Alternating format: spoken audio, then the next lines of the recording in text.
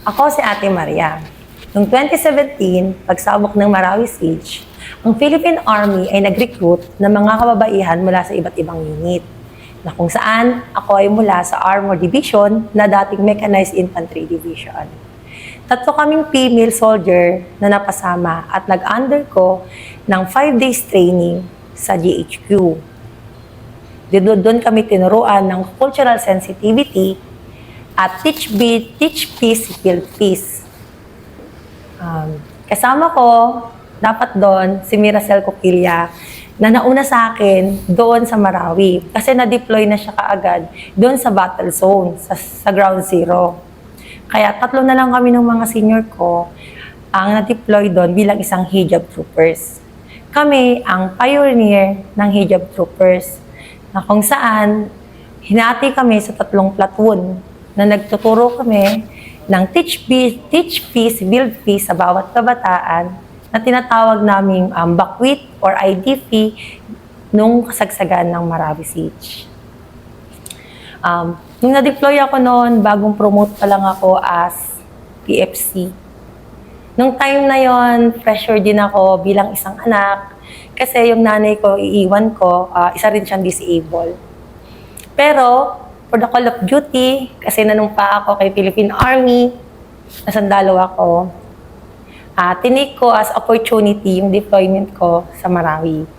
Especially sa Ilagan Evacuation Center, kung saan doon ko na-meet yung iba-ibang tao. Isa po akong Kristiyano, pero pagdating po doon, napakalaki ng issue ng religion. Pero po, pagdating ko po doon, kasama yung mga kasamahan ko, hirap sila na makipag-usap sa amin nung una. Unang-una po, hindi ako Muslim, hindi po ako Maranao, Tagalog po ako, isa po akong Christian. Pero po, nung time na yon, dahan-dahan po namin pinasok sila, nakuha rin po namin yung loob nila, na kung saan nagtuturo po kami ng peace, mga psychosocial activity, na kung saan si Ma'am Bay, yung aming pinaka-Muslim na instructor na nagturo sa amin kung paano kami makikipag-engage sa kanila. Kasama din doon yung part na everyday ng buhay ko, pagkagising ko pa lang, kasama na namin sila. Nagkakandak kami ng mga medical mission, kasama namin ng DOH, relief goods. In addition po, hindi po ako nurse, hindi rin po ako doktor. Isa lang po akong simpleng sundalo. Pero doon ko po naranasan tumira sa loob ng evacuation center na kung saan kapag may manganganak, si Ate Maria, tawagin nyo. Sa part po namin bilang sundalo, kailangan naming mag-react. Kami po yung nagiging pinakatulay nila para ma-engage po namin yung iba, para matulungan sila kaagad. Nang time po na yon, masaya, challenging, pero andun yung kaba. Kasi pag nag-uusap-usap sila, hindi naman talaga namin naiintindihan. Kasi iba yung langwahe nila sa amin. Pero ang ganda na naging program ni Philippine Army. Kasi yung squad po namin, combination siya ng police at sundalo, meron po silang isinamang Maranao. Na kung saan po, sila po yung nagiging translator namin para magkaintindihan po kami. Kaya doon po, dahan-dahan, nakuha naman po namin yung loob nila, nagkaintindihan po kami, na kung saan nakikinig po sila sa amin, nagkakantak po kami ng mga lectures. Then, dumating din po yung time na, personally po ako, during my assignment ko doon, yung birthday ko po mismong yung mga batang Muslim po, yung mga IDP, yung mga batang BACWIT magulang po, sinurprise po nila ako at the middle of the night. Wala po silang regalo sa aking gold or something na kahit ano. Pero po, napaka-priceless po. Yung mga bata po mismo, meron silang mga drawings.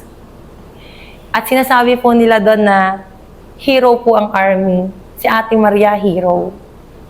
Doon po, naturog yung puso ko kasi nung time na yun, sabi nga po ng isang question sa akin ng, what makes you happy?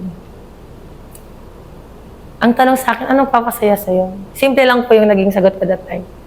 At the moment na pumasok po ako dun sa evacuation center, enemy si Army. Pero ang pinaka-main goal po namin is ipakita na si Army yung kakampi. si Army yung nandun para sa mga kapwa namin Pilipino. Then, yun po yung nangyari. Yung mga bata po doon, kinlaim at inano po nila na kami yung hero nila. Nung time po na yon, para sa akin, mission accomplishment. Kasi like ko pong sinasabi, what makes me happy is yung makita kong masaya at peaceful yung lugar ng mga batang nandun. Kasama din na rin po dun sa naging accomplishment namin dun ng mga seniors ko, tsaka ng mga ng mga iba pang Philippine armies.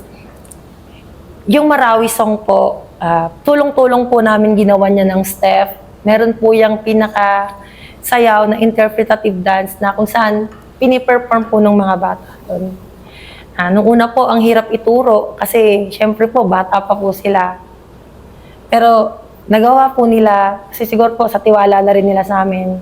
Then dumating din po yung time na sila pa mismo yung lumalapit sa amin na, Ate Maria, Ate Aiza, mag-aral na tayo.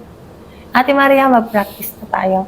Yung tipong kusang loob na po sila. Ibig sabihin po, yung takot at stress nila nung time nung kasagsagan ng gera is unti-unti namin nawala. Para po sa akin, nung time na yun, is napaka-effective naging psychosocial activity namin doon regarding care, regarding fees in every Muslim doon sa area po namin sa evacuation center during the siege. Maria, wow, hijab troopers. Yes. Bakit kinailangan ng hijab troopers? Yun po yung isang sir. Sabi nga po dun sa CMO, to win the heart and minds. Nung time po nung kasagsagan ng gera, halos lahat po barilan, bomba dito, bomba doon, yun ang nangyayari. So, that's the time, meron tayong mga female soldier with the heart, with the touching loving care as a mother. So, naniniwala po ako nung time na yun yung naging mindset ng mga officers, mga generals nung time ng gera, na kung saan set, gamitin natin yung touch ng isang babae na may pusong mapagmahal. At naniniwala po ako, yun yung reason kung bakit kami binuo as hijab troopers, the first female company composed of AFP and police po. Ano yun? Ilan kayo? And then, kulang-kulang 100 po yun, sir. Paki-explain nga ulit sa mga hindi pa nakaka-appreciate ano yung hijab. Ipapakita ko rin yung picture mamaya, pero ano nga ba ulit yung hijab? Yung po yung pinaka-belo namin na sinuot noon yung kulay white. Pero sa Muslim po, may iba-ibang kulay po yun. Pero nung time po na i-deploy po kami, pinagamit po kami ng kulay puti. Puti po siya para sa purity. Nung time po na yon, hindi po kami lahat Muslim. Pero po, pinasuot po sa amin yon bilang isang respeto na lang po sa pupuntahan naming unit, lugar ng mga Muslim ang tao. Para hindi na rin po sila masyadong mailang sa amin. Kasi nung time po ng gera, kasi Muslim kami, Kristiyano kayo, yun yung nangingibabaw na may galit na part. Pero naniniwala po kami noon na pinasuot po sa amin yon para mas madali at mas maintindihan nila kami pagdating po namin doon. And then, yung deployment mo, Christian ka, hindi ka pa nakakita siguro kung gaano katindi ang IDP o internally displaced persons, di ba? Opo. Pwede mo bang i-describe kung anong itsura ng nadatnan mo na IDPs o internally displaced persons nung una mong baba sa Marawi, akyat sa Marawi? Opo, sir. Nung time po namin na yun, sir, pagdating po namin doon, nagulat po ako kasi hindi naman po ako mayaman, mahirap lang din po ako. Pero po yung mismong covered court po na laruan ng basketball, volleyball sa lugar namin, naging bahay po ng mga bakwit nating mga kapwa Pilipino na kung saan, yun nga po itawag sa kanila mga bakwit. Nung tumating po ako doon, nakakaawa po talaga sila kasi may baby, may matanda, may dalaga, may magulang, isang pamilyang magkakaiba po. Tapos, ang hati lang po nila, tela.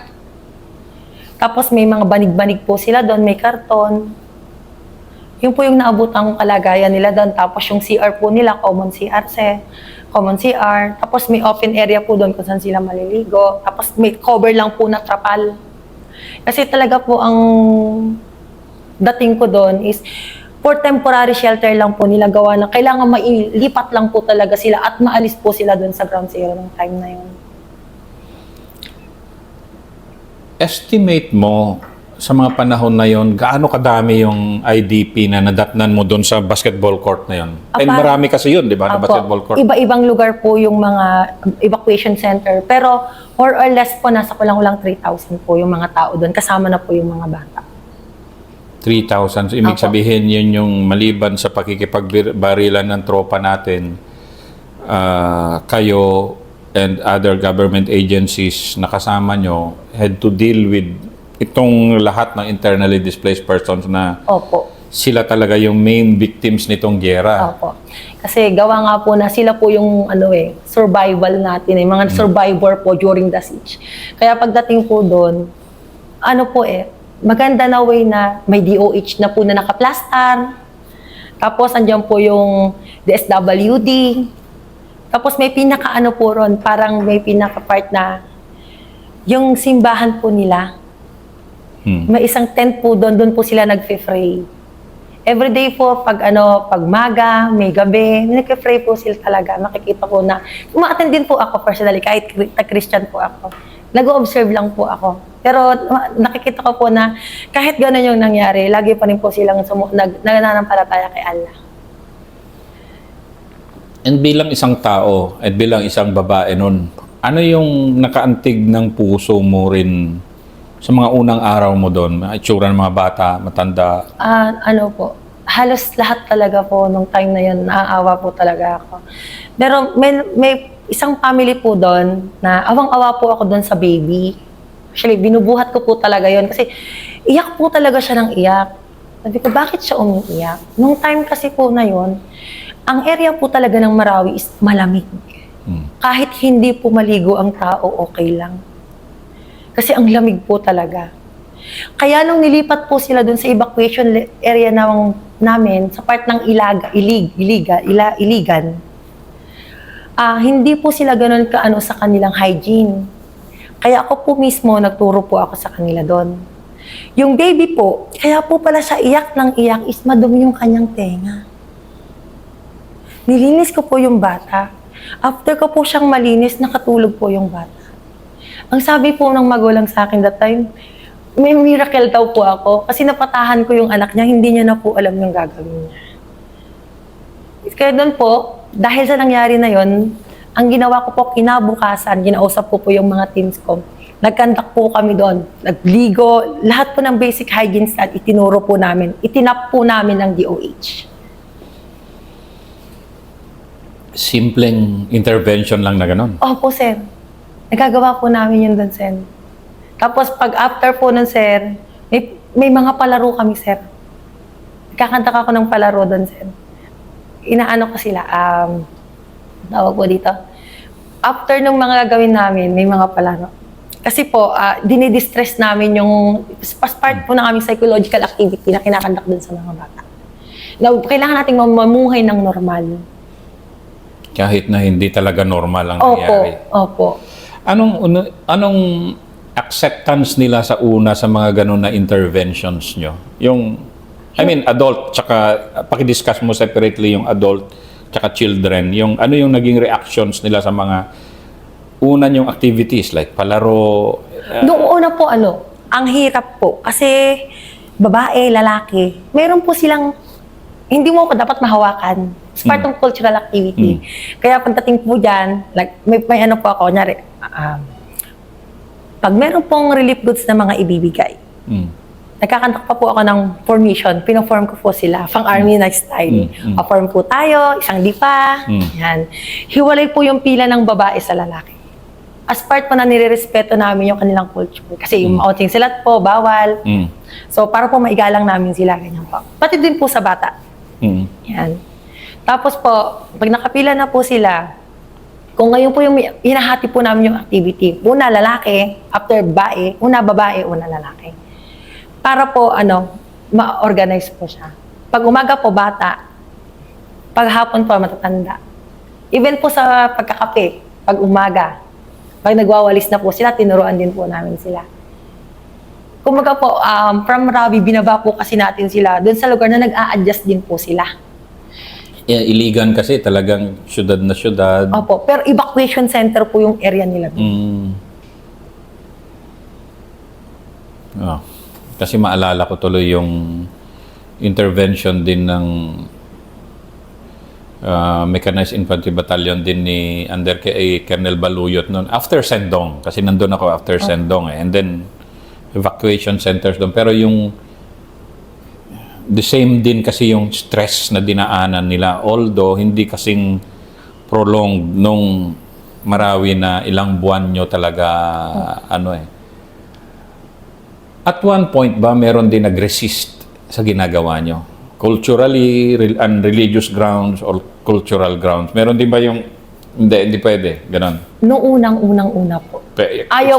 Explain mo. Ayaw po nilang maki-engage sa amin kahit nilalapitan na po namin sila.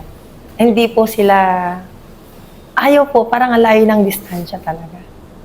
Kaya, ang ginawa ko po noong time na yon, sabi ko sa mga teammates ko, sa group ko po sa squad namin, unahin natin yung bata. Ganon naging strategy nyo.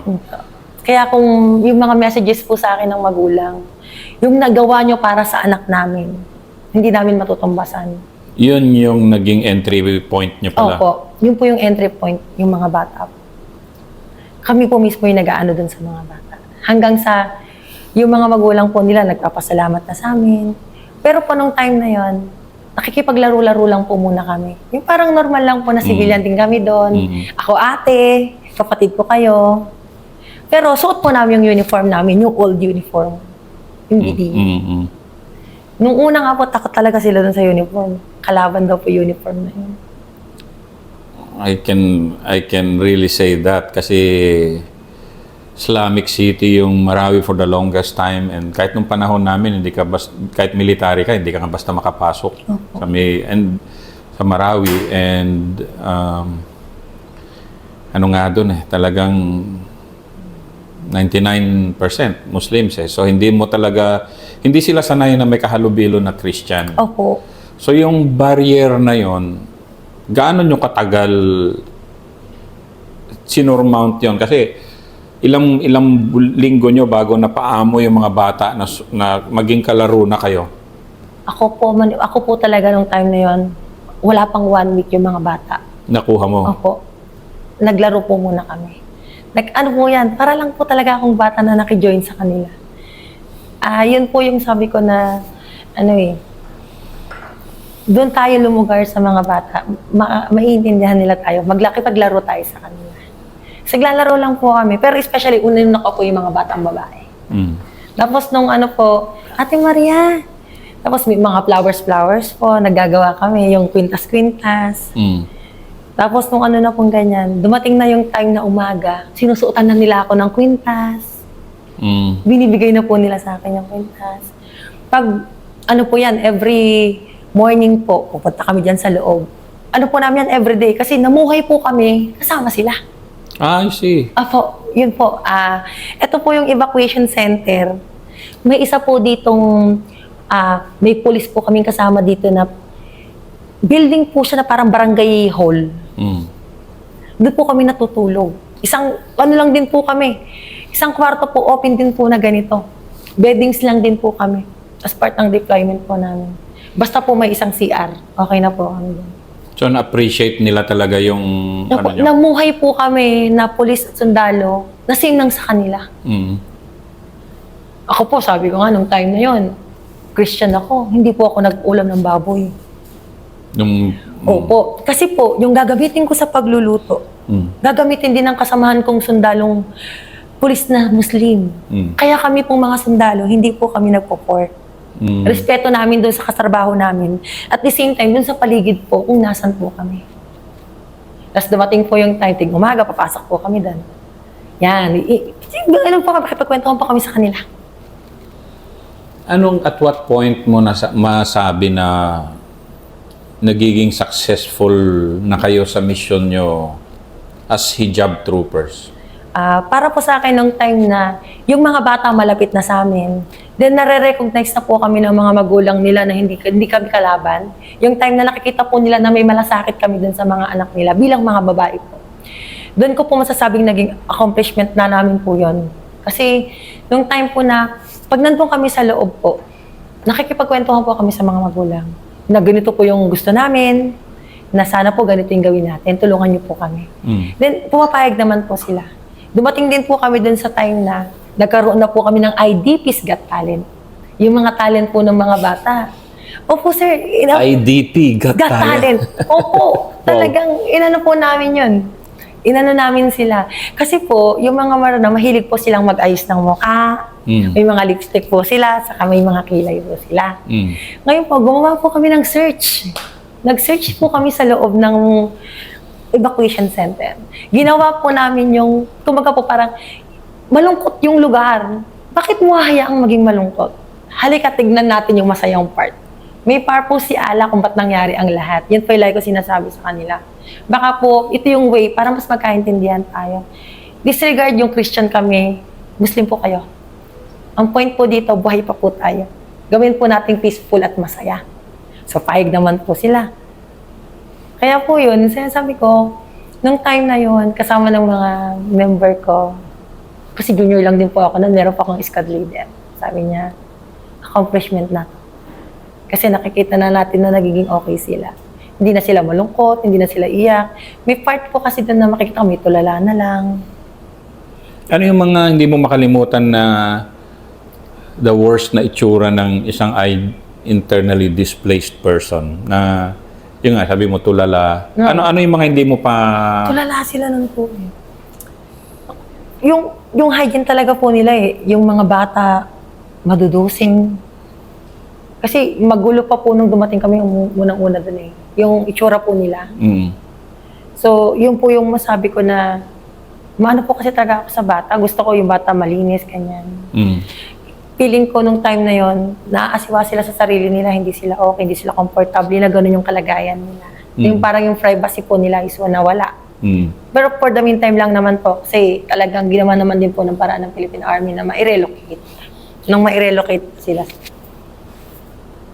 Sundalo ka pa lang nun? Opo.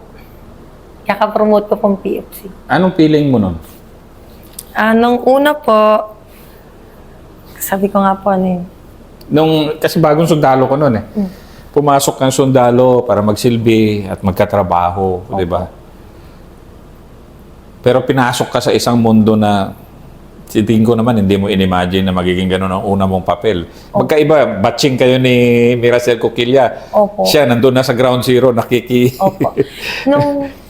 Nung time po na yun, nung una, iba sa inakala ko. Kasi po noon, ang alam ko pag sundalo, astig po, warrior, may baril, maangas. So sabi ko, pag babae Astig, warrior, may baril, maangas. Yan po yung... Pang-comics na description yan Yun po yung talagang, ko po, nung civilian pa po ako Kaya nga po, nung pinili ko talaga is armor. Kasi pagsakay ko pa lang po ng tangke, tas babae ka, nakaka-proud. Kaya mong i-defend ang bansa. Yun po yung paniniwala ko nun. Kaya ang talagang unit ko po, armor. Tapos po, doon ko na-realize na pag po pala nandun ka na sa service, kailangan mo maging multitasking.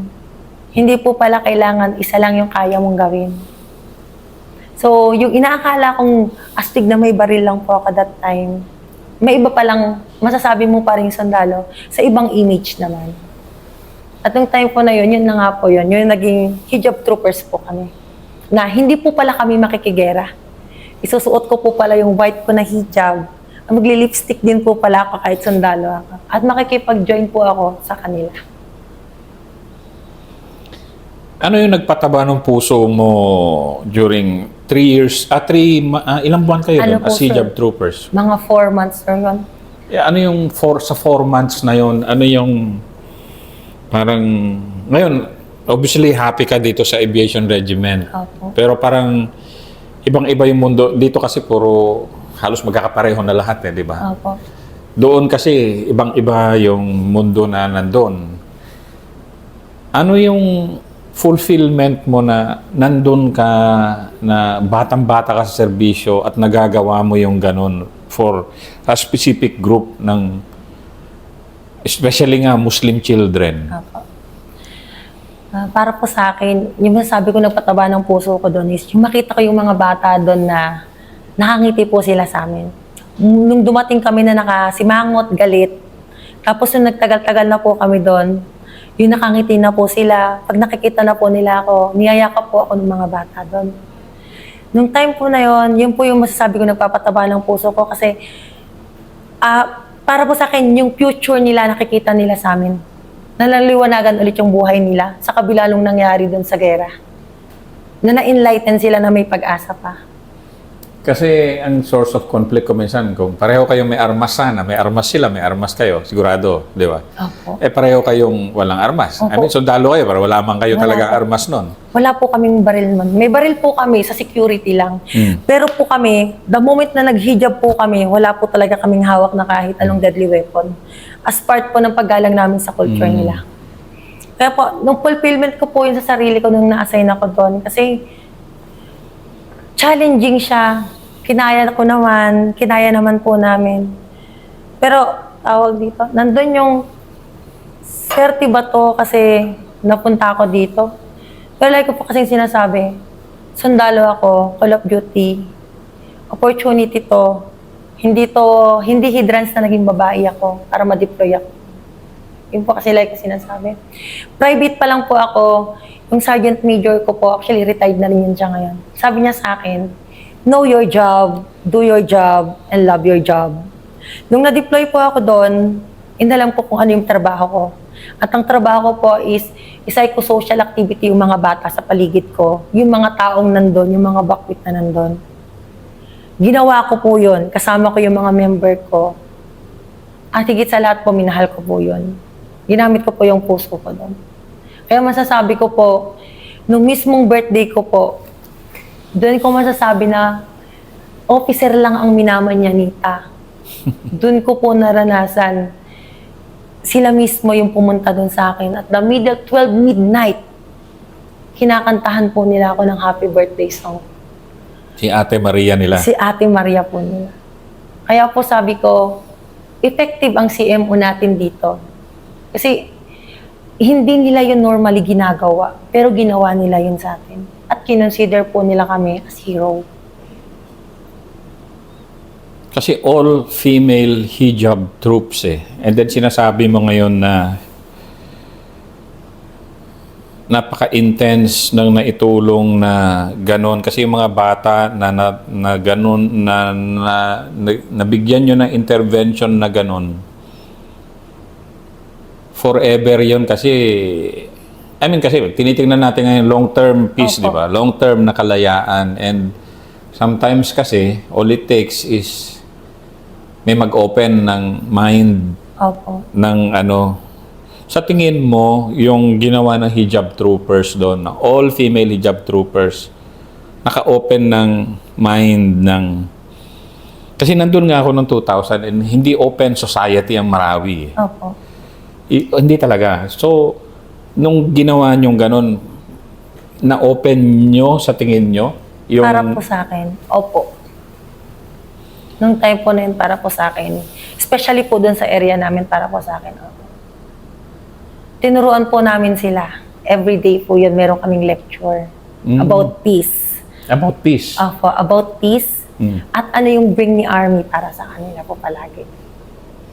Nakakampi si Army. Si Army ang magtatanggol. Si Army ang magdadala ng kapayapaan sa tulong mo. Kasi sabi mo nga kanina, nung una kayo makita, ang feeling Kalaban nila, po kami. kalaban kayo. Opo. Paano mo naramdaman yun? Sinasabi ba nila? Or... Hindi po nila kami nilalapitan. Tapos, may mga time po na yung bata, yung tago, ganyan po sila. Ganon yung nila. Opo, nung una sa amin. Tapos, syempre po, may security pa po kami nung una kasi yung mismong sector po namin doon sa covered court, inaano pa po namin kung saan kami doon. Pagdating pa nga po namin, nag-call pa kami kay Kagawad, kay Captain. Tapos doon nga po kami inilagay din sa area nila. Kaya po yung tawag dito, nung una po talaga ganun. Pero dumating yung time, naniniwala po talaga ako na imulat namin sila. Kasi po, hanggang ngayon po, nangyari po yun 2017. Hanggang ngayon po, 2025, marami pa rin pong nagme-message sa akin. Isa sa mga bata. Talaga? Opo. At nung time po na yung hijab troopers as pioneer member po ako, meron pa pong mga ibang batch na dinadala doon. Yung mismong area na po ng rehabilitation, yung bago, na pinapagawa pa po nung time ni Sir Duterte. Na-deploy din po yung isang classmate ko doon. Hijab din po siya. Ang sabi po niya sa akin, Maria, saan ka na? Hinahanap ka na ng mga tao dito. Actually po, isa po yan sa pangarap ko. Babalik po ako ng Marawi. Hindi man po as duty, lilibutin ko lang po sila. Gusto ko pong magpakita sa kanila ulit.